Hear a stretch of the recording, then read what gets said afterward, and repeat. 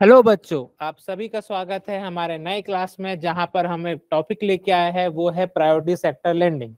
तो आज की क्लास में हम जानेंगे कि पीएसएल होता क्या है, कब लाया गया, इसके पीछे की हिस्ट्री क्या है और क्यों इतना इम्पोर्टेंट टॉपिक है हमारे आरबीआई के लिए। तो आगे हम जानते हैं कि पीएसएल होता क्या है। तो पहले समझते हैं कि हमारे देश में क्या है, कभी भी किसी भी सेक्टर को ग्रो करना है तो उसके लिए क्या की रिक्वायरमेंट है, क्रेडिट की रिक्वायरमेंट है। जब तक क्रेडिट या फिर कैपिटल नहीं मिलेगा तो वो सेक्टर उतना डेवलप नहीं होगा। हम सभी को पता है कि किसी भी जगह को डेवलप होने के लिए हमें पैसों की रिक्वायरमेंट है। अब चूंकि भारत बहुत बड़ा देश है और भारत में क्या है, अलग अलग सेक्टर होते हैं, चाहे प्राइमरी सेक्टर, सेकेंडरी सेक्टर और टर्सरी सेक्टर। इसके अलावा सरकार ने कुछ और भी सेक्टर बोले हैं कि वो देश की ग्रोथ के लिए, डेवलपमेंट के लिए जरूरी है। तो जिस प्रकार से हमारे देश में बिजनेसमैन या बड़े बड़े बिजनेसमैन को बैंक आसानी से लोन देती है, तो कहीं ऐसा ना हो जाए कि जो सबसे मोस्ट इम्पोर्टेंट सेक्टर है उसको बैंक पैसा देने से कहीं ना कहीं हिचकिचाए, जो देश की ग्रोथ के लिए क्या हो सकता है, नुकसान हो सकता है। इसके लिए भी आरबीआई ने क्या लाया, पीएसएल लाया, ताकि भारत के हर सभी सेक्टर में हम बराबर से क्रेडिट पहुंचा सके, क्योंकि जितना क्रेडिट या फैसिलिटी पहुंचेगी उतना ही वो सेक्टर डेवलप्ड होगा और एंड ऑफ द डे हमारी देश भी क्या होगी, डेवलप्ड होगी।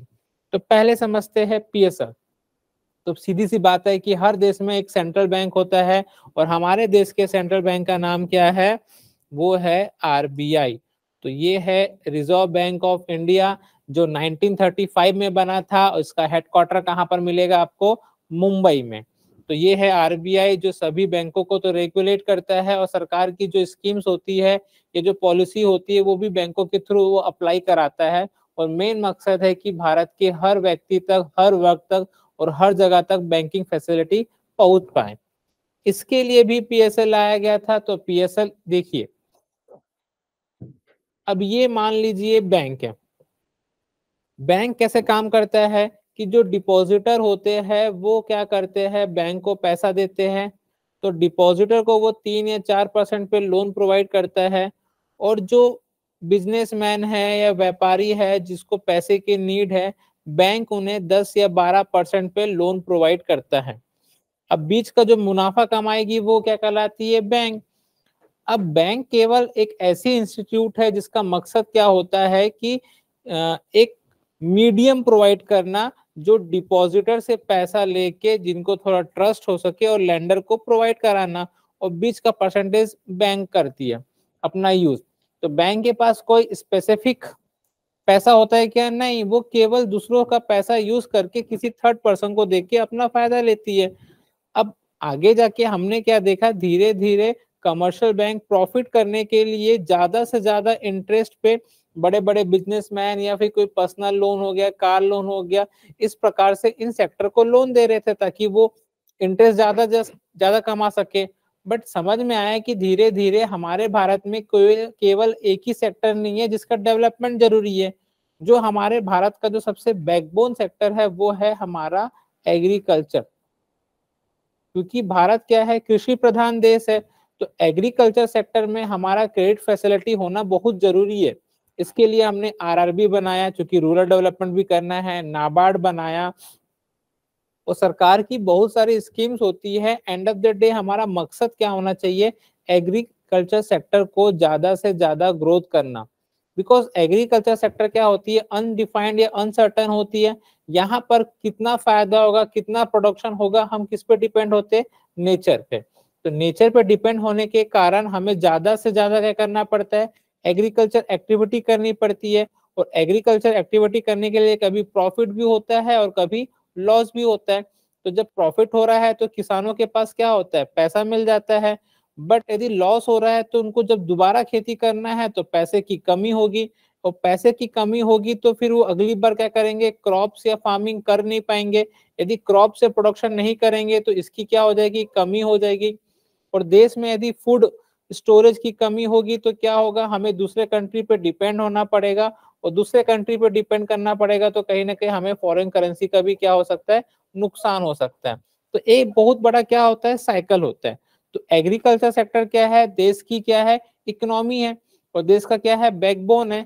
इसीलिए सरकार या जो आरबीआई इंस्टीट्यूट क्या करती है कि जितना ज्यादा हो सके इस सेक्टर को हमें अलग अलग तरीकों से कैपिटल प्रोवाइड करना है, ताकि किसानों के पास पैसे की कमी ना हो और हमारा क्रॉपिंग सिस्टम बराबर कंटिन्यूटी चलते रहे, और जिससे क्या होगा, देश में प्रोडक्शन ज्यादा होगा तो हम दूसरे देश पे डिपेंड नहीं रहेंगे, हमारा फॉरेन करेंसी तो बचेगा ही बचेगा, साथ में इसको एक्सपोर्ट करने से भी देश को क्या हो सकता है, फायदा हो सकता है। तो भारत में अलग अलग सेक्टर होते हैं।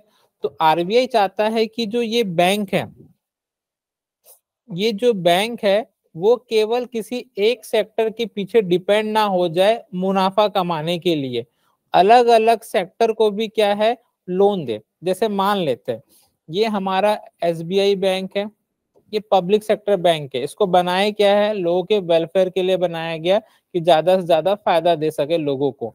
मान लीजिए ये प्राइवेट बैंक है, एचडीएफसी भारत का सबसे बड़ा प्राइवेट सेक्टर बैंक है। अब इसके पास दो व्यक्ति लोन लेने आते हैं, एक आता है 1 करोड़, कोई बिजनेसमैन मान लेते हैं मुकेश अंबानी जी आते हैं। अब उनको पता है कि मैं इनको यदि पर्सनल लोन है, बिजनेस लोन दूंगा तो करीबन 10 या 12% पे मैं लोन दूंगा, या कहीं भी कभी वो 8 या 9% पे लोन दूंगा। तो उनको पता है कि यदि मैं इनको 1 करोड़ 100 करोड़ ऐसे बहुत सारे लोन दूंगा तो मुझे ज्यादा प्रॉफिट होगा। तो यदि ऐसा ना हो कि जो बैंक के पास पैसा डिपॉजिट हो रहा है और कल के समय की पूरा का पूरा लोन एक ही सेक्टर में ग्रोथ हो रहा है, बिजनेस लोन, पर्सनल लोन, और किसी कारणवश ये दुकान धंधा बंद हो जाए तो पैसा वापस नहीं आएगा, तो ये भी क्या हो सकता है, नुकसान हो सकता है।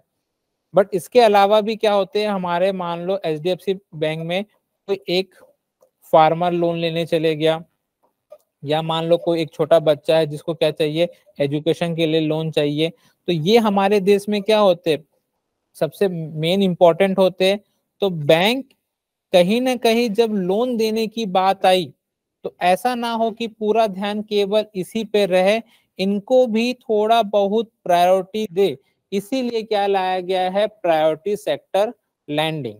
तो कहीं ना कहीं जब हम 2-3 लोगों की बात करते हैं तो सबको बराबर प्रायोरिटी दिया जाए, किसी के साथ भेदभाव नहीं दिया जाए, क्योंकि सबका डेवलपमेंट होगा तभी तो क्या होगा, देश आगे बढ़ेगा। इसी के लिए आया गया था पीएसएल। तो PSL is lending to those sector of the economy which may not otherwise receive timely and adequate credit, जिसके हम बात कर रहे थे। This role is assigned by the RBI to the banks for providing a specified portion of the bank lending to few specific sector। तो कुछ सरकार ने या आरबीआई ने स्पेसिफिक सेक्टर बोले हैं, जिसके बारे में डिस्कस करेंगे कौन कौन से सेक्टर है और उनको क्या देगी, बैंक लोन प्रोवाइड करेगी। This is essentially meant for an all around development of the economy as opposed to focusing only on the financial sector. तो हमारा मेन सेक्टर, हमारा मेन प्रायोरिटी क्या होगा कि आरबीआई जिनको जिनको परमिशन देगा कि भैया आप एक काम करो, जितना ज्यादा हो सके इन अलग अलग सेक्टर को भी लोन देने के लिए प्रायोरिटी दो, कहीं पर भी इसकी कमी नहीं होनी चाहिए, नहीं तो इससे भी क्या हो सकता है, हमको नुकसान देखने मिल सकता है। देख लेते आगे। अब हिस्ट्री की बात करें तो मैंने बताया कि देखो 1947 में जब भारत आजाद हुआ तो सबसे बड़ी प्रॉब्लम थी हमारे भारत में खाने की कमी थी। तो हमने फिर एग्रीकल्चर सेक्टर पे तो हमारा ध्यान देना था, क्योंकि यदि यहाँ पर हम लोग यदि प्रोडक्शन कम कर देते देश में भूखमरी की स्थिति बहुत ज्यादा हो सकती थी। तो धीरे धीरे हमने इस पे ध्यान दिया। आगे जाके 1965 में सूखा भी पड़ गया था, तब लाल बहादुर शास्त्री जी ने नारा भी दिया था, जय जवान जय किसान। और उसके बाद धीरे धीरे आगे जाके 1969 में बैंकों का नेशनलाइज हुआ, तब जाके हमारे भारत में public sector bank, commercial bank दिखे। तो उससे पहले कोऑपरेटिव बैंक हुआ करते थे। अलग अलग तरीके से हम जितना हो सके रूरल डेवलपमेंट के लिए क्रेडिट पहुंचाने का ट्राई करते थे। अब इसी समय क्या हुआ, 1966-7 में हमारे देश में ग्रीन रिवॉल्यूशन देखने मिला।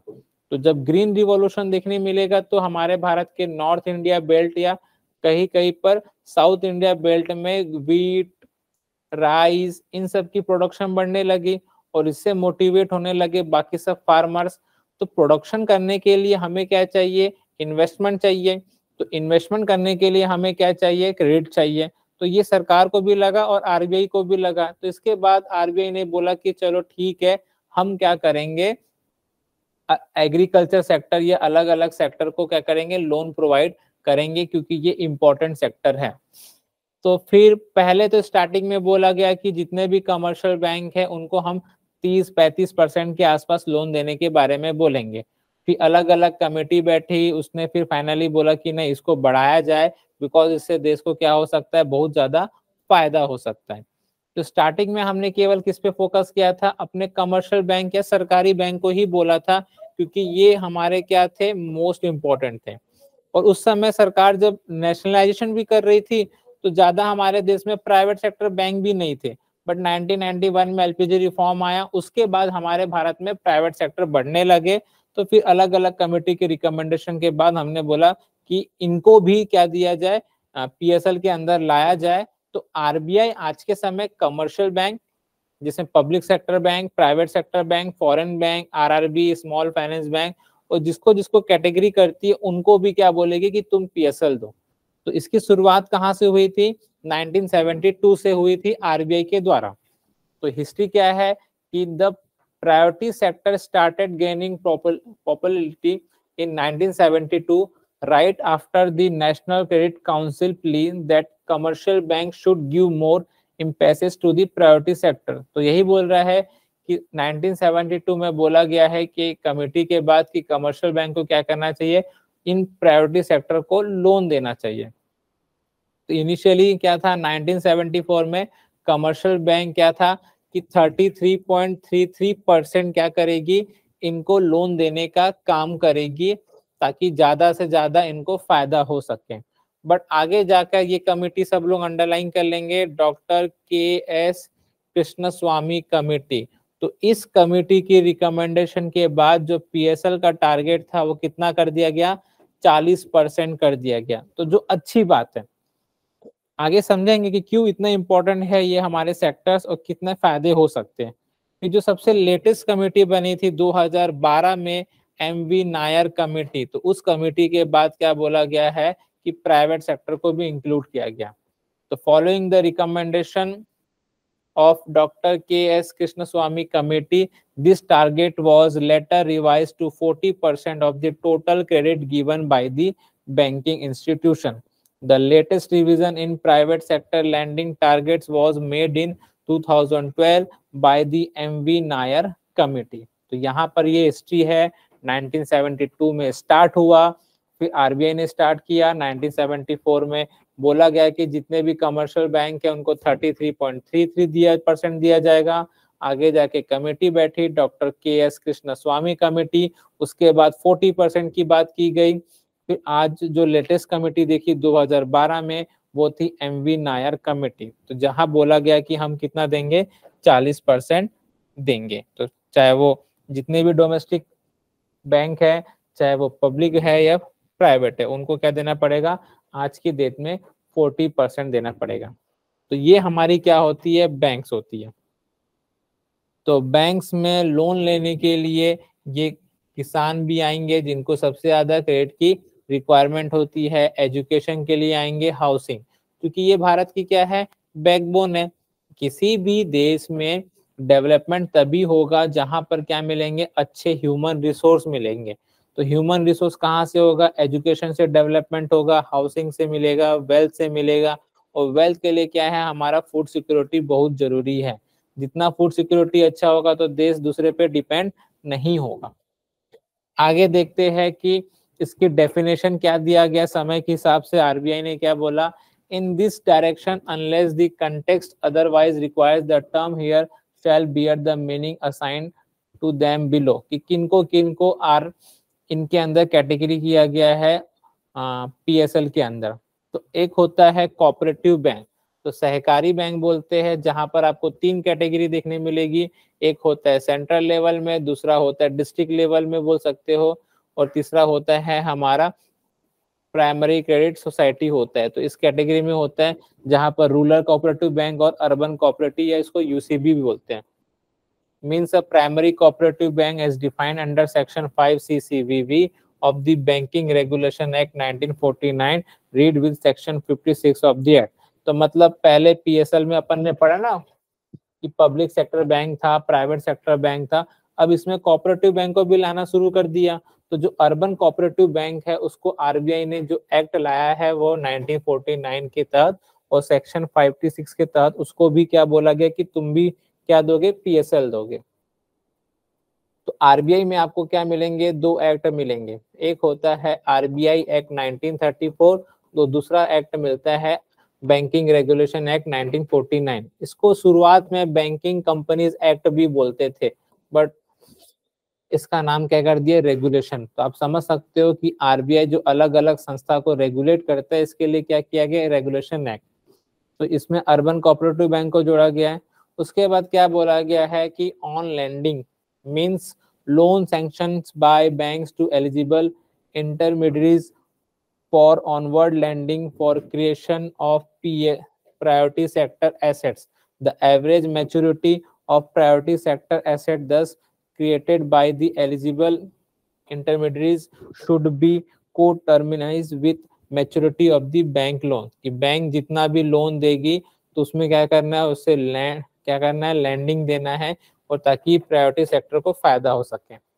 आगे क्या दिया गया कि भाई लैंडिंग मतलब लोन तो देना है, बट कहाँ से लोन दे। बैंकों में क्वेश्चन उठा कि भाई हमें लोन देना है, किसको देना है वो तो पता चल गया, बट जो लोन देंगे वो कौन से अकाउंट से देना है, कैसा लोन देना है, वो आगे बताया कि contingent liabilities of balance sheet items do not form part of priority sector achievement.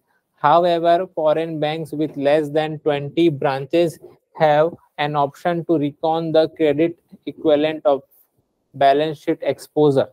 इसको याद करेंगे, credit equivalent of balance sheet exposure extended to borrowers for eligible priority sector activities for achievement of priority sector target subject to the condition of the CEOBE। Both priority sector and non-priority sector excluding interbank exposure should be added to the adjusted net bank credit ANBC in the denominator for computation of PSL target. अब सुनिए क्या बोला है, बैंकों को जो loan देना है वो दो तरीके से लोन दे सकते हैं। एक तो होता है एएनबीसी के थ्रू, अभी एएनबीसी क्या होता है मैं आपको समझाता हूँ थोड़ी देर में, और एक होता है सीओबीयू के थ्रू, यहाँ से हमको लोन देना पड़ेगा। अब आगे देखते क्या बोल रहा है, फिर अपन इसके बारे में समझेंगे। Off balance sheet interbank exposure are excluded for computing CEOB, जो अपना credit expansion off balance sheet exposure था, for the priority sector target, तो इनको देना यहाँ से। The term all inclusive interest includes interest effective annual proceeding fees and service charges, की जो फीस और सर्विस चार्ज होती है उसको हटाने के बाद अपन को उसमें देना पड़ता है। हाँ, उसके बाद दूसरा क्या बोला गया है, all other expression unless defined herein shall have the same meaning as has been assigned to them under the Banking Regulation Act 1949, same आ गया। और द आरबीआई एक्ट 1934, जैसे अपन ने पढ़ा है कि आरबीआई एक्ट 1934 और 49 में सब बातें बताई गई। और एनी स्टैट्यूटरी मॉडिफिकेशन और री इनेक्टमेंट देयर टू और as used in commercial parlance as the case may be, banks must ensure that loans extended under priority sector are for approved purpose and use is continuously monitored। The banks should put in place proper internal controls and system in the regards। ये कुछ उसकी definition बताई गई।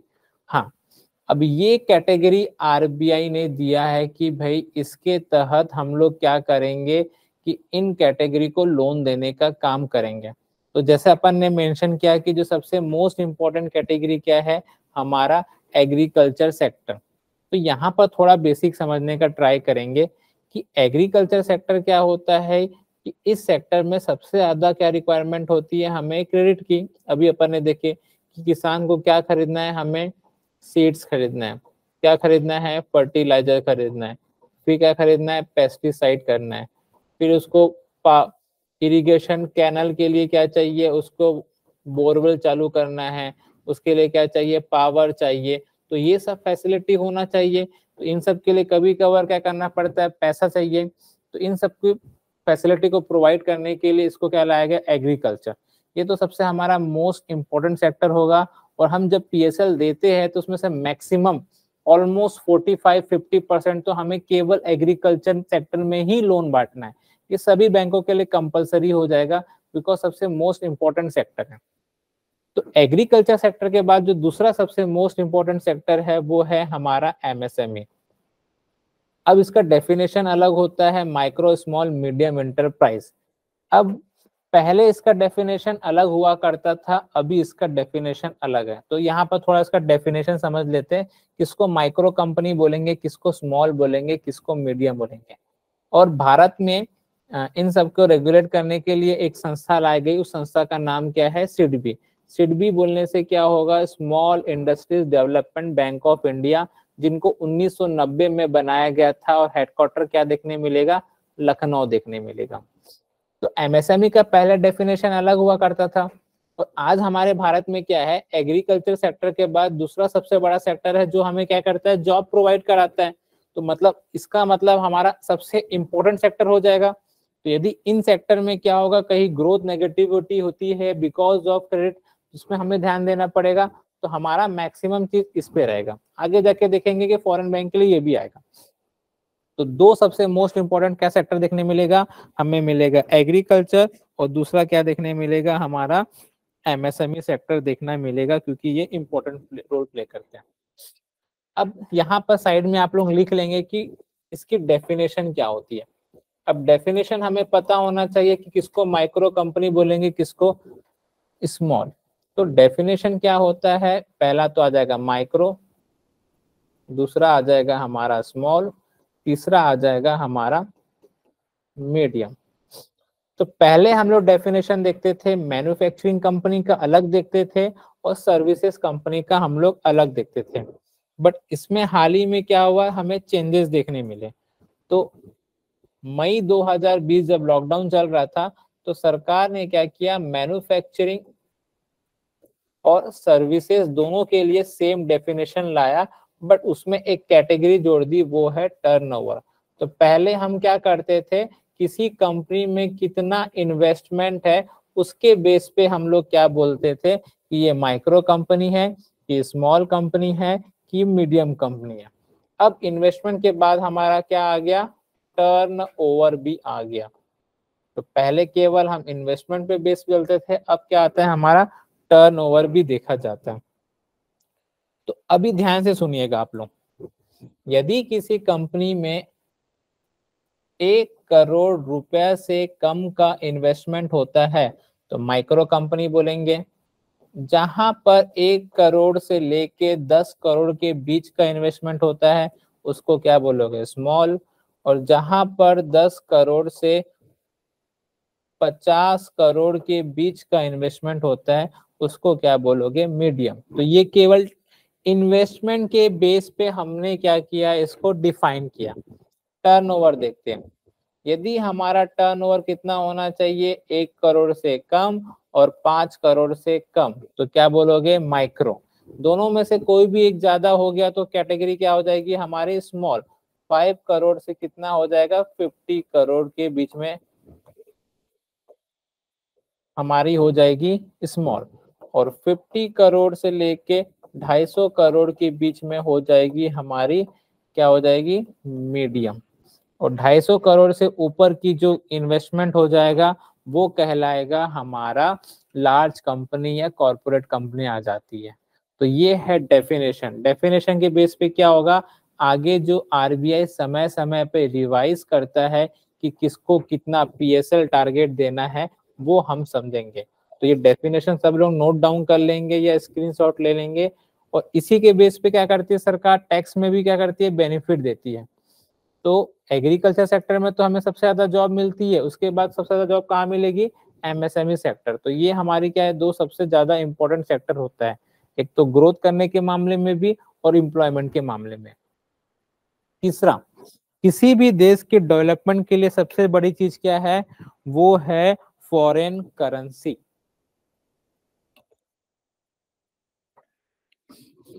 जितना जिस देश के पास क्या होगा, फॉरेन करेंसी होगा, वो देश उतना ही डेवलप्ड होगा। आज के समय में देखा जाए तो हमारा देश भी एक्सपोर्ट करने लग गया। पहले तो हम लोग इंपोर्ट करते थे, बट बहुत ही ज्यादा इंपोर्ट हो रहा था और एक्सपोर्ट क्या हो रहा था, हमारा कम हो रहा था। और उसकी वजह से हमें क्या नुकसान देखने मिला कि धीरे धीरे क्या हुआ, फॉरेन करेंसी की कमी हुई। और फॉरेन करेंसी की कमी होगी तो देश को तो नुकसान देखने मिलेगा ही मिलेगा। इसीलिए क्या बोला गया कि भाई अब समय आ गया कि एक्सपोर्ट को बढ़ावा दिया जाए। अब हमारे बगल में देख लीजिए, चाइना, यूएसए, रशिया, सऊदी अरब, यूएई, ये जो कंट्री है वो किस पे डिपेंड है, वो है अपने एक्सपोर्ट। उनका एक्सपोर्ट ज्यादा होता है अलग अलग सेक्टर में, इसीलिए उनकी पास फॉरेन करेंसी ज्यादा है। और फॉरेन करेंसी ज्यादा होगा तो वो देश कितना डेवलप्ड है। आज दुनिया में सबसे बड़ा जो इकोनॉमी वाला कंट्री है वो कौन सा है, यूएसए है। सेकंड नंबर में आता है चाइना। चाइना की इकोनॉमी की बात करें तो ऑलमोस्ट हमको देखने मिलता है 18 ट्रिलियन डॉलर। और दुनिया की पांचवी सबसे बड़ी इकोनॉमी है वो है अपना इंडिया या भारत, जहां पर उसको देखने मिलता है अराउंड 3.5 ट्रिलियन डॉलर। तो अब मैं बात करता हूँ चाइना की। तो चाइना अपनी टोटल इकोनॉमी का 4 ट्रिलियन डॉलर केवल एक्सपोर्ट से कमाता है। तो जितनी हमारी इकोनॉमी नहीं है उतना चाइना क्या करता है, एक्सपोर्ट से कमाता है।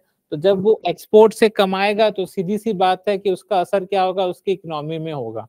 और हमारे देश में क्या था कि हम इंपोर्ट ज्यादा कर रहे थे और एक्सपोर्ट नहीं कर पा रहे थे बिकॉज ऑफ अलग अलग रीजन। तो इसके लिए हमें क्या करना पड़ा, इसके लिए हमें क्या करना पड़ा कि हमने भी धीरे धीरे एक्सपोर्ट को बढ़ावा देने के लिए एक्सिम बैंक खोला, ताकि लोगों को ज्यादा से ज्यादा क्या हो सके, गाइडेंस प्रोवाइड हो सके और उनको कैपिटल भी मिल सके। अब कहीं ना कहीं फॉरेन करेंसी इंपॉर्टेंट वैल्यू करता है। तो आज के समय भी क्या है, हम एक्सपोर्ट को बढ़ावा देने के लिए सरकार नए नए ऑप्शन ला रही है। जैसे सरकार ने मेक इन इंडिया लाया, स्टार्टअप इंडिया लाया। अब मेक इन इंडिया के तहत सरकार ने बोला कि हम ज्यादा से ज्यादा क्या करेंगे, आत्मनिर्भर भारत या फिर भारत में ही सामान बनाने का ट्राई करेंगे, ताकि हमारा एक्सपोर्ट क्या हो, बढ़ सके और इंपोर्ट कम हो सके। आज के डेट में हमारा जो टोटल ट्रेड होता है ओवरऑल, केवल मैं गुड्स की बात करूं ना कि सर्विस की, तो वो अराउंड 1000 बिलियन डॉलर तक पहुंच जाता है। और उसमें हम लोग जो इंपोर्ट कर पाते हैं वो 1000 बिलियन डॉलर का, और एक्सपोर्ट करते हैं तो उसमें से 130 बिलियन डॉलर माइनस कर दीजिए, उतना हमें नुकसान होता है, अपनी जेब से देना पड़ता है। तो हम चाहते हैं कि एक्सपोर्ट को धीरे धीरे बढ़ाए और इंपोर्ट हमारा क्या हो जाए, कम हो जाए। तो उससे क्या होगा, फॉरेन करेंसी ज्यादा आएगी। तो इसके लिए भी हमने क्या किया, एक्सपोर्ट को बढ़ावा देने के लिए भी इसको पीएसएल कैटेगरी में लाया, क्योंकि ये बहुत इंपॉर्टेंट सेक्टर हो जाएगा हमारे लिए फॉरेन करेंसी के मामले में। क्योंकि सबको याद है कि 1991 में देश में पैसे की बहुत ही कमी हो गई थी, जिसके वजह से हमें क्या लाना पड़ा, एलपीजी रिफॉर्म लाना पड़ा, और केवल 15 दिन के लिए ही ऐसे फॉरेन करेंसी पैसे बचे थे। तो ये तीन सबसे हमारे इंपॉर्टेंट सेक्टर हो जाएंगे, एग्रीकल्चर, एमएसएमई और एक्सपोर्ट। चौथा होता है किसी देश का जो भविष्य किसके हाथ में होता है, एजुकेशन। तो जो हमारा ह्यूमन रिसोर्स है वो कौन सा है, हमारा एजुकेशन। यदि भारत को आगे ग्रो करना है, क्योंकि भारत क्या कहलाता था पहले, सोने की चिड़िया, ये दुनिया का जो एजुकेशन हब था, चाहे वो नालंदा विश्वविद्यालय की बात करे, वो सब भारत में था। अब क्या हो रहा है कि एजुकेशन हमारे भारत में, ये वेस्टर्न कंट्रीज या फिर कहीं ना कहीं जो कंपटीशन के हिसाब से हम लोग फॉरेन के लोगों पे ज्यादा डिपेंड है। तो मैक्सिमम क्या होता है, एजुकेशन लोन में क्या होता है, लोग पढ़ने के लिए फॉरेन चले जाते हैं। और यदि हमारे देश में एजुकेशन फॉरेन में होगा तो और वो लोगों के पास जो एजुकेशन लोग है वो लोग फॉरेन में बसेंगे, तो हमारे देश को भी नुकसान हो सकता है। तो इसीलिए सरकार चाहती है कि लोग ज्यादा से ज्यादा एजुकेट हो और भारत में ही हो, और वो उनका जो ब्रेन है वो अपने भारत में यूटिलाइज हो जाए। तो हमारे भारत में पहले तो जो एजुकेशन था वो सरकारी मीडियम में था और धीरे धीरे अब प्राइवेट सेक्टर भी आने लगे। अब प्राइवेट सेक्टर आने लगे तो पैसों की रिक्वायरमेंट बढ़ने लगी। इसके लिए भारत में हर व्यक्ति आसानी से एजुकेशन मिल सके, इसके लिए सरकार क्या करती है, उसे ग्रेजुएशन के लिए भी लोन देती है और फॉरेन में एजुकेशन के लिए भी लोन प्रोवाइड करती है। यदि व्यक्ति अच्छा एजुकेट होगा तो वो अपना 100% क्या देगा, अपनी जॉब में देगा, और अपनी 100% देने से क्या होगा, देश की इकोनॉमी को भी क्या होगा, फायदा हो सकता है। और आपने सरकार की स्कीम सुनी होगी, सर्व शिक्षा अभियान या पढ़ेगा इंडिया तो बढ़ेगा इंडिया। इस प्रकार से सरकार स्कीम लाती है ताकि हर व्यक्ति तक एजुकेशन पहुंच सके। और 14 साल तक की उम्र के बच्चों को पढ़ना सरकार के द्वारा क्या है, कंपलसरी है। ये सरकार की रिस्पॉन्सिबिलिटी है कि हर बच्चे को एजुकेशन प्रोवाइड करे ताकि उसे बेसिक नॉलेज हो सके। क्योंकि धीरे धीरे भारत किसके तरफ मूव कर रहा है, डिजिटल इंडिया। तो डिजिटल इंडिया को हमें सफल बनाना है तो किस पे फोकस करना पड़ेगा, एजुकेशन के लिए। और एक सभ्य समाज वही है जहां पर एजुकेशन सब तक पहुंच सके। नेक्स्ट है हमारा पीएसएल कैटेगरी, वो है हाउसिंग सेक्टर। तो हाउसिंग सेक्टर क्या है, आपको पता है कि हमारी भारत की पॉपुलेशन धीरे धीरे 145 करोड़ ऑलमोस्ट बढ़ गई है, इसके आसपास है। दुनिया की सबसे बड़ी आबादी वाली जो देश है वो क्या है, हमारा भारत। और भारत में रहने के लिए क्या चाहिए, मतलब कहीं पर भी रहने के लिए आपको क्या चाहिए, घर चाहिए। अब रूरल इलाके में क्या होता है कि वहां पर मैक्सिमम लोग मिट्टी के घर या लकड़ी के घर बना के रह लेते हैं। बट जब लोग क्या करते हैं, जॉब के लिए अर्बन इलाके या सिटी में बढ़ते हैं तो वहां पर क्या है, घरों की कमी है। तो सरकार क्या चाहती है कि लोग ठंडी के समय, गर्मी या बरसात के समय सड़क किनारे या ब्रिज किनारे ना सोए, ये किसी भी अच्छे देश के लिए अच्छा नहीं दिखता। इसके लिए सरकार क्या करती है, अलग अलग स्कीम्स के माध्यम से लोगों को या तो पैसा दे देगी या तो क्या करेगी, घर बना के देगी ताकि वो घर में रह सके। तो इसके लिए सरकार स्कीम चलाती है अटल आवास योजना, जहां पर 2022 तक सरकार ने बोला था कि हम 1 करोड़ लोग को घर बना के देंगे। और दूसरा क्या होता है, जो हमारे रियल एस्टेट के प्रोजेक्ट होते हैं उनमें भी पैसों की कमी होती है, तो वहां पर भी हमारा काम आता है। तो घर बनाने के लिए भी देखेंगे कि भाई यदि रूरल इलाका है या फिर मेट्रो सिटी है या मेट्रोपोलिटन सिटी है, उनके लिए क्या क्या पीएसएल के कैटेगरी बना है। तो ये हमको प्रोसेस याद करना कि रूरल से क्या हो रहा है, अभी अर्बनाइजेशन हो रहा है तो हमें घर की रिक्वायरमेंट बढ़ रही है। नेक्स्ट होता है सोशल इंफ्रास्ट्रक्चर। अब सोशल इंफ्रास्ट्रक्चर की बात करूं मैं तो बहुत ही इंपॉर्टेंट सेक्टर है, इसको मैं इरेज कर देता हूँ बाकी को।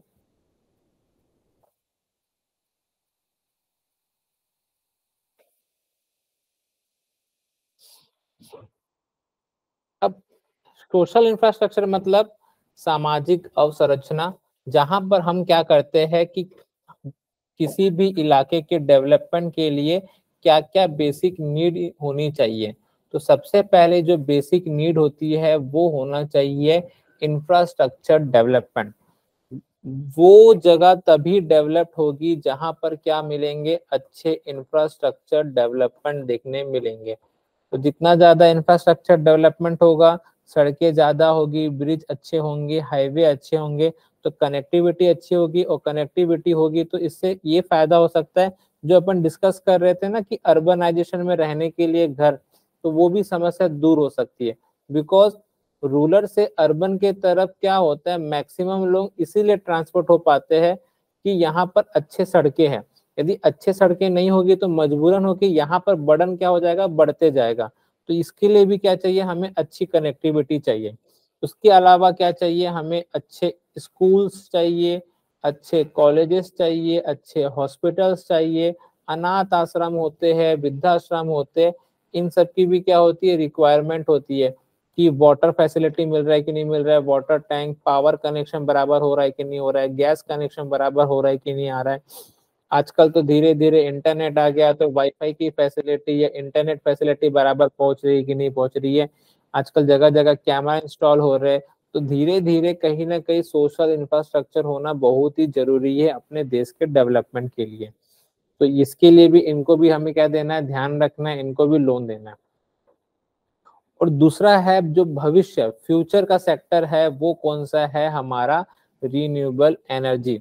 तो आजकल क्या होता है हमारे देश में, ये कहीं पर भी किसी को एनर्जी का जो सोर्स मिलेगा वो सबसे ज्यादा देखने मिलेगा क्रूड ऑयल, दूसरा क्या मिलेगा कोल, फिर क्या मिलेगा नेचुरल गैस। तो ये किसी किसी देश के पास है और उसके कारण क्या होता है हमें दूसरे देश पे डिपेंड होना पड़ता है एनर्जी के लिए। तो सरकार चाहती है कि हम जितना ज्यादा हो सके सोलर एनर्जी जनरेट कर सके, नेचुरल एनर्जी, जिसमें हमारी क्या हो जाएगी कॉस्ट कम हो जाएगी। उसके बाद हमारा क्या होना चाहिए विंड एनर्जी, जिसको पवन चक्की भी बोलते हैं, जहां से भी हम बिजली जनरेट कर सके।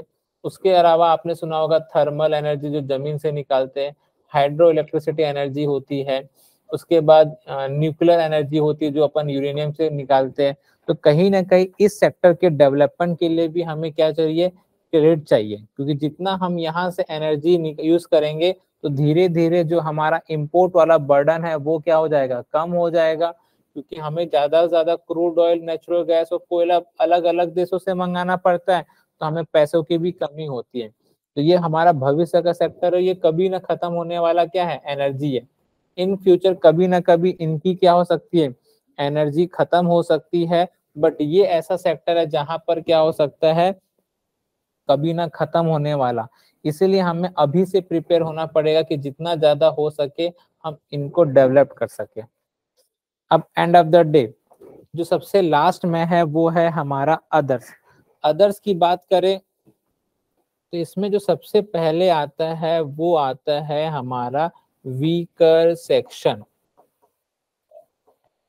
अब हमारे भारत में क्या होता है कि एक क्या तो आपको एक क्लास देखने मिलेगी कि वो रिच क्लास है, दूसरा क्लास देखने मिलेगा मिडिल क्लास होता है, एक होता है पुअर क्लास। इनके पास कैपिटल आराम से मिल पाता है, जिसकी वजह से क्या होता है कि ये अपना बिजनेस कंटिन्यू कर लेते हैं और इनमें कैपिटल की कमी देखने नहीं मिलती। अब मिडिल क्लास फैमिली और पुअर क्लास फैमिली में जो सबसे बड़ी रिक्वायरमेंट होती है वो है कैपिटल। यदि कोई व्यक्ति बिजनेस करना चाहता है तो उसे क्या चाहिए, कैपिटल की रिक्वायरमेंट है। यदि कोई वुमन एंटरप्रेन्योरशिप है उसको कैपिटल की रिक्वायरमेंट है। तो ऐसे में सरकार क्या करती है, ज्यादा से ज्यादा इन तक कैपिटल पहुंचे ताकि इनकी भी जो कैटेगरी है वो धीरे धीरे इम्प्रूवमेंट हो सके और भारत के हर व्यक्ति तक पैसा पहुंचे। इसके लिए सरकार ने क्या स्कीम चलाया है, आपने सुना होगा प्रधानमंत्री मुद्रा योजना, कि जहां पर यदि किसी व्यक्ति को कोई बिजनेस स्टार्ट करना है तो उसे कैपिटल की कमी ना हो। दूसरा, लॉकडाउन के बाद सबसे बड़ा इफेक्ट देखने मिला हमारे भारत में अनऑर्गेनाइज सेक्टर में, जहां पर जो आप लोग ठेला वाले देखते होंगे, छोटा मोटा फेरी वाले देखते होंगे, उनके पास सेविंग खत्म हो गई, पैसे की कमी हो गई। इसके लिए सरकार ने क्या स्कीम चलाया था, स्वनिधि स्कीम चलाया था, जहां पर सरकार स्ट्रीट वेंडर्स को क्या की थी सरकार ने, पैसे दिए थे 10,000 रुपए तक का। अब ये प्रोग्रेस कब से हुआ कि 2017 में सरकार ने मेक इन इंडिया लाया था, उसके बाद 2015 में सरकार ने startup India, stand up India, ये सबको बढ़ावा दिया। इस कल्चर से बढ़ावा देने से क्या हो गया, कहीं ना कहीं हमारे देश में जो एक एंटरप्रेन्योरशिप की थी वो डिमांड हो गई। अब इनको तो आसानी से इनके पास जो एसेट थे वो जमा करके इनको लोन मिल जा रहे थे, बट जो सबसे बड़ा मुद्दा था कि इनके पास पहले से उतने कोई एसेट थे नहीं और इनको आसानी से लोन नहीं मिल पा रहे थे। अब जब तक हम इनका डेवलपमेंट नहीं करेंगे तो सीधी सी बात है कि हमारे देश में एक तो अनएम्प्लॉयमेंट की समस्या देखने मिलेगी और उसको हम कम नहीं कर पाएंगे। दूसरी हमारी सबसे बड़ी समस्या देखने मिलेगी पुअर्टी की। तो अनएम्प्लॉयमेंट और पॉवर्टी क्या होता है, एक प्रकार से साइकिल होता है कि मान लो यदि कोई इंसान गांव में खेती किसानी करता था बट किसी कारण से उसकी लैंड की समस्या प्रॉब्लम नहीं हुई और वो लैंड क्या हुआ धीरे धीरे अलग अलग भागों में डिवाइड हो गई, तब उसमें ज्यादा इन्वेस्टमेंट नहीं कर सकते थे। तो लोग क्या करते थे, रूरल इलाके से क्या आते थे, अर्बन इलाकों में आते थे। अब चूंकि क्रेडिट की कमी थी, पैसे की कमी थी, तो क्या होता है वो अनएम्प्लॉयमेंट हो जाता था, वो धीरे धीरे क्या होता था, वो पॉवर्टी के साइकिल में फंस जाता था। और जब वो पॉवर्टी की साइकिल में फंसेगा तो वो सेम एक ऐसी स्थिति आएगी कि उसे लोन मिलना भी डिफिकल्ट हो जाएगा। तो फिर वो वापस क्या रहेगा, अनएम्प्लॉयमेंट रहेगा और उसकी फैमिली में भी क्या होगा, एक प्रकार की साइकिल देखने मिलती थी। तो इन सब समस्याओं को दूर करने के लिए क्या लाया गया था कि इनको भी हम क्या हो सके प्रायोरिटी दें, कि मतलब इनको कभी नहीं लगना चाहिए कि हमारे पास कोई भी बिजनेस करने के लिए, कोई भी स्टार्टअप करने के लिए पैसे नहीं है। तो जितने भी हमारे क्या होते हैं वीकर सेक्शन होते हैं, जो हमारी मेन स्ट्रीम, जो हमारी क्या होती है लाइमलाइट में आसानी से नहीं आ पाते, जो पिछड़े हुए, तो सरकार उनको भी फोकस करना चाहती है ताकि भारत में किसी भी व्यक्ति को पैसे की रिक्वायरमेंट कभी ना हो। इसके लिए हमने क्या किया कि जैसे जो खासकर वुमन है, क्योंकि वुमन एम्पावरमेंट बहुत जरूरी है, देश तभी आगे बढ़ेगा जब वुमन को क्या दिया जाए, एम्प्लॉयड किया जाए, एजुकेट किया जाए। क्योंकि कहा जाता है कि यदि आदमी पढ़ता है तो वो अपना डेवलपमेंट करेगा, बट यदि वुमेन पढ़ती है तो वो अपने पहले के परिवार का और आने वाले फ्यूचर का तो डेवलपमेंट करेगी करेगी, अपना भी डेवलपमेंट करेगी। तो यहाँ से वुमेन एंटरप्रेन्योरशिप की भी क्या होगा, मोटिवेशन मिलेगा। इसी के लिए तो लाया गया था स्टैंड अप इंडिया, खासकर जो ST SC वर्ग है या वुमेन वर्ग है, उनको आसानी से हम लोग क्या करा सके, लोन प्रोवाइड करा सके। तो इनको हमें लोन देना था। साथ में जो ST SC सेक्शन है, जो पिछड़ा हुआ सेक्शन है, क्योंकि इसी को डेवलपमेंट होगा तो सबका क्या होगा, इक्वलिटी आएगी देश में। और एक देश का सपना भी है कि भारत क्या हो, इक्वलिटी हो, सब लोग क्या रहे, बराबर रहे। या फिर इसके अलावा जो हैंडीकैप्ड लोग हैं या फिर सीनियर सिटीजन आते हैं हमारे, उनको दिया जाए। उसके अलावा और भी जो हमारे सेक्शन होते हैं, जैसे आप लोग सुने होंगे कि अनाथ आश्रम में विधवा लोग रहते हैं ना, तो इन सबको भी क्या दिया जाएगा, जो वीकर सेक्शन में अपने कैटेगरी होती है उनको भी आसानी से लोन मिल सके, ताकि वो लोग क्या कर सके, स्टार्टअप खोल सके या फिर कोई प्रकार से इन्वेस्टमेंट कर सके। तो ये हमारे जान लिया कि आर्ट सेक्टर क्यों इतने इम्पोर्टेंट है हमारे देश के ग्रोथ के लिए। अब RBI ने क्या डिसीजन लिया, इनको लोन कितना कितना देना है वो समझते हैं। तो कुछ टारगेट रखा गया है, बैंकों को बोला गया है द टारगेट एंड सब targets, targets and sub targets set under priority sector lending to be computed on the basis of, ये ध्यान दीजिए, ANBC और CEOB as applicable as on the corresponding date of the preceding year as under। Okay, तो अब इसने बताया कि आप बैंकों को लोन देना है तो इसके बेस पे आप लोन देंगे। अब ये RBI ने क्या दिया है, पूरा एक टेबल बना के दे दिया है कि किसको किस सेक्टर में कितना लोन देना है। तो ये मुझे लग रहा है कि आपको सबको दिख रहा होगा, ये विजिबल होगा अच्छे से। तो ये टेबल है, इसको समझना है कि किस सेक्टर को कितना लोन दिया गया है। बट पहले उसको समझने से पहले हम समझते हैं कि ये आखिर ANBC क्या होता है और CEOB क्या होता है। फिर इस टेबल को हम क्या करेंगे, सेकंड पार्ट में अच्छे से समझेंगे। तो आज RBI क्या बोला है कि चाहे वो डोमेस्टिक कमर्शियल बैंक हो, यहाँ लिखा है excluding RRB and small finance bank. ये स्मॉल फाइनेंस बैंक और RRB के लिए अलग से क्या दे दिया है, सेक्शन दे दिया है। उन्हें 40% नहीं देना पड़ता, उन्हें 75 देना पड़ता है। तो हर बैंकों को क्या बोला गया है, ANBC हो या COB हो, उनको अपने लोन क्रेडिट का क्या देना पड़ेगा, 40% देना पड़ेगा। अब समझते हैं।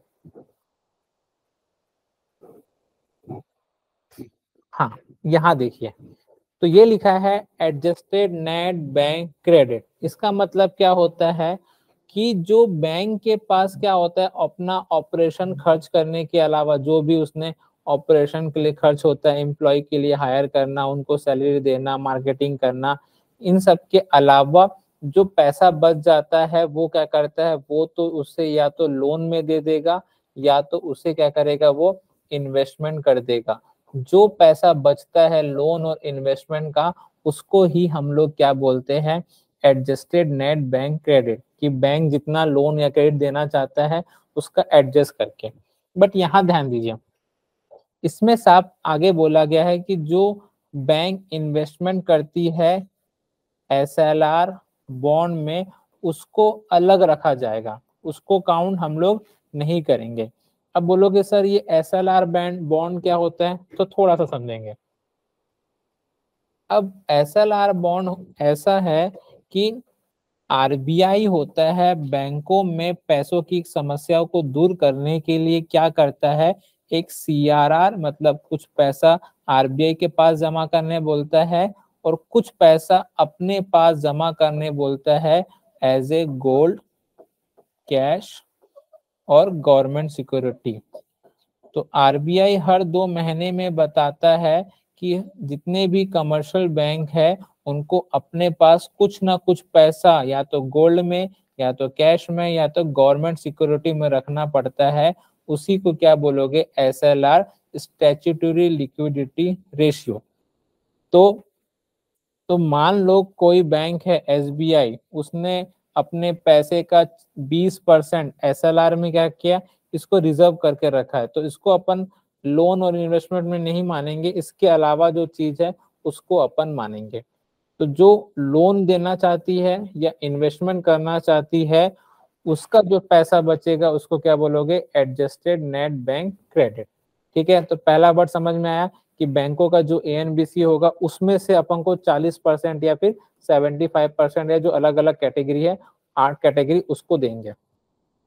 नेक्स्ट, अब यहां ध्यान दीजिएगा, credit equivalent of balance sheet exposure. ये क्या बोल रहा है, बैंक के पास कुछ क्या होते हैं, एसेट्स होते हैं बैंक के, और कुछ होते हैं उनके पास लाइबिलिटी। ठीक है, इनके अलावा जो पैसा होता है उसी को आसान भाषा में क्या बोलेंगे, CEOBE।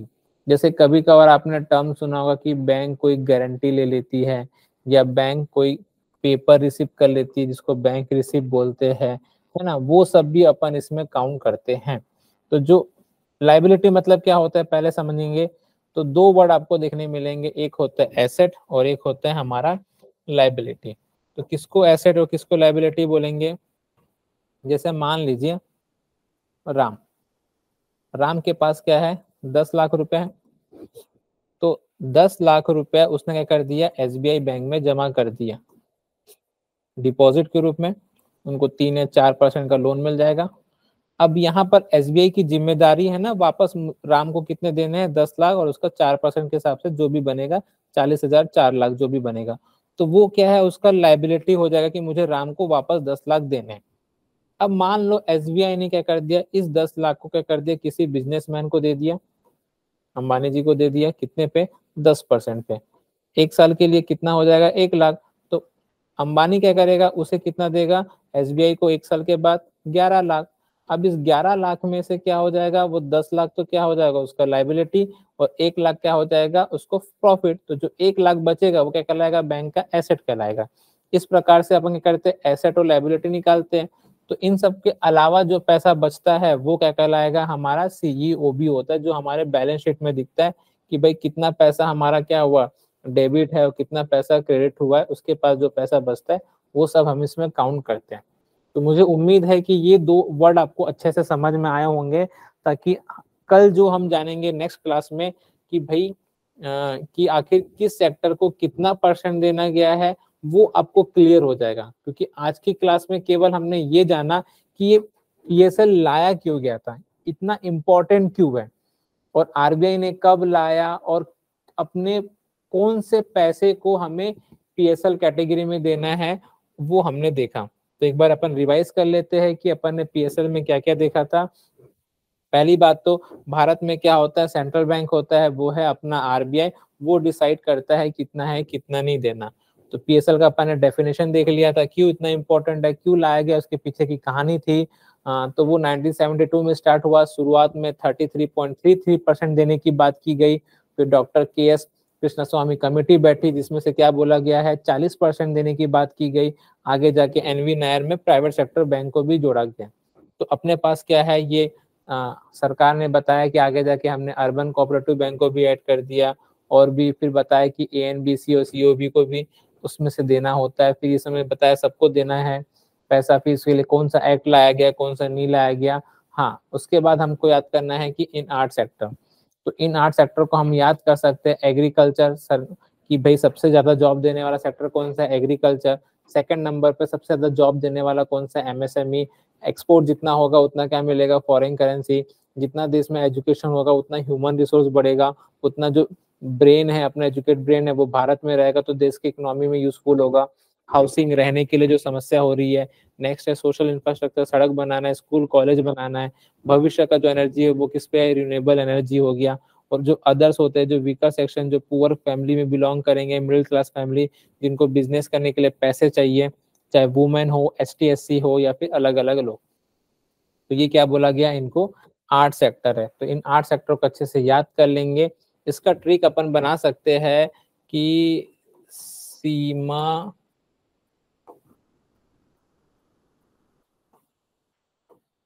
ठीक है का हाउस रेंट क्या है। तो हाउस रेंट से अपन याद कर लेंगे। ऐसे देख लीजिए, सोशल इंफ्रास्ट्रक्चर ई से, ऐसे सोशल इंफ्रास्ट्रक्चर ई से क्या हो जाएगा हमारा एजुकेशन, ई से क्या हो जाएगा एक्सपोर्ट, एम से क्या हो जाएगा एमएसएमई, ए से क्या हो जाएगा एग्रीकल्चर, एस से हाउसिंग आ जाएगा, आर से रिन्यूएबल एनर्जी आ जाएगा, ओ से अदर्स। तो ऐसे आप ट्रिक से भी याद कर सकते 8 सेक्टर का नाम, नहीं तो नहीं भी होगा तो कोई दिक्कत नहीं। आगे की क्लास में हम लोग जान जाएंगे कि इसमें क्या क्या सेक्टर को कितना कितना परसेंट देना बोला गया है, और हमारा मेन मकसद क्या होगा, एग्रीकल्चर डेवलपमेंट। जब तक ये सेक्टर क्या होगा, पिछड़ा होगा, तो देश में भी क्या होगा, इसका नेगेटिव इफेक्ट होगा। इसलिए इस सेक्टर पे ध्यान देना बहुत ही क्या है, जरूरी है। तो मुझे उम्मीद है कि आज की क्लास सबको समझ में आई होगी। हमने जाना है पीएसएल में कौन कौन से कैटेगरी है, उनका इंपॉर्टेंस क्या है, कब इसका स्टार्ट हुआ, एएनबीसी क्या होता है, सीओबी क्या होता है। फिर हम लोग नेक्स्ट क्लास में जानेंगे कि किस सेक्टर को कितना परसेंट देने बोला गया है, और उसमें क्या क्या सब टारगेट और टारगेट दिए गए। तो उम्मीद है सबको यहाँ तक समझ में आ गया होगा। आगे की क्लास जानेंगे हम लोग नेक्स्ट क्लास में। Thank you so much. कितने मिनट का हुआ सर? अरे वाह, चलो, मैं 50 होता था तो 1 मिनट तक खींच लिया।